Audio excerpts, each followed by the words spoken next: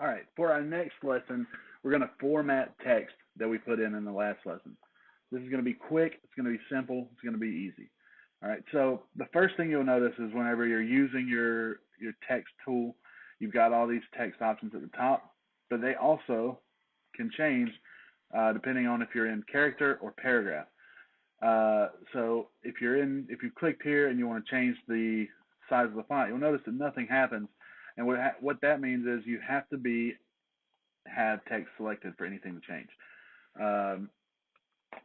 If you double click, it's going to insert the cursor. If you triple click, or if you double click, it'll select your one word. If you double click, triple click, it'll select the entire line. If you quadruple click, it'll select your whole paragraph. And if you click 5 times fast, it will select the entire text frame. Another way you can do this is by using Control or Command A on Mac, Control A on PC, and that will select all of your text. Then you can start using your edits to format the characters and all that stuff. So what we do when we have all of our paragraphs selected, we will be able to change the alignment. So right now we have left align, and what that does is it aligns it down the left side, but you see the right side is very jagged. So if we change that to left justified, it's going to align down the left, but it's also going to justify the right side of our text.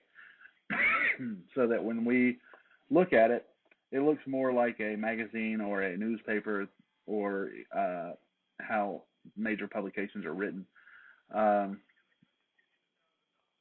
Once we go back in, and you can start seeing we can indent text all the way on one side, all the way on the other side so that it fits in. I'm going to Control Z to undo that. That way you can get different spacing.